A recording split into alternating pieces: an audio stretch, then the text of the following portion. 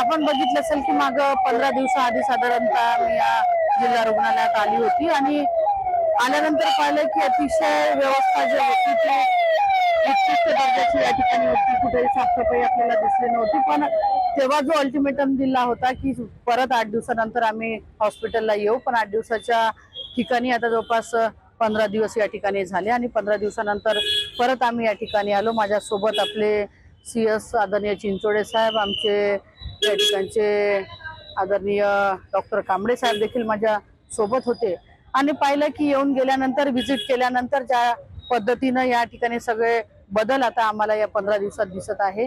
साफसफाईच्या बाबतीतही साफसफाई एजन्सीला बोलावलं होतं आणि त्याला स्पष्ट आदेश दिले होते की काम करायचं जर नसेल तर काम सोडून दे आणि दुसऱ्याकडे काम कर. पण त्याने कुठेतरी या गोष्टीचं मनावरती घेतलं आणि आता या 8-10 दिवसात बऱ्यापैकी या जिल्हा रुग्णालयात साफसफाई असेल की आपण पाहिलं CT स्कॅनचं असेल, MRI मध्ये असेल, जे कोविडचे वार्ड आता त्या वार्डमध्ये असेल, जनरल पेशंट जेवढे होते, ICUचे पेशंट, सगळ्या ठिकाणी बऱ्यापैकी सुधारणा झालेली आम्हाला दिसत आहे. आणि परत ज्या ज्या सुधारणा करायच्या होत्या, एक कॉमन लोकांसाठी जे वॉशरूमचा विषय होता त्याने मागच्या वेळेस 20 दिवस सांगितले होते. आता आयुक्त साहेबाशी देखील मी बोलली, परत 20 दिवसात या ठिकाणी कशा पद्धतीनं ते येणाऱ्या पेशंटसाठी वॉशरूम आहे ते वॉशरूमची व्यवस्था चालू करता येईल, ते एक पाण्याची व्यवस्था, सगळ्यांसाठी कूलरची व्यवस्था, ते सगळं या ठिकाणी जिल्हा रुग्णालयाच्या माध्यमातून या सगळ्या सोयी या 15 दिवसात करण्यात आल्या आहे. आणि परत राहिलेल्या ज्या काही सोयी सुविधा आहेत त्या परत प्राधान्यक्रमाने कशा करता येईल त्याचा प्रामाणिक प्रयत्न नक्की आम्ही या ठिकाणी करू.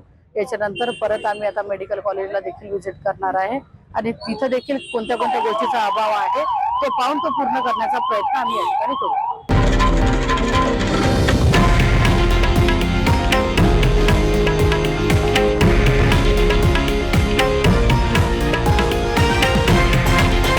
हे आहे देशातील नंबर 1 न्यूज नेटवर्क आणि आपण पाहत आहात TV9 मराठी, एकमेव.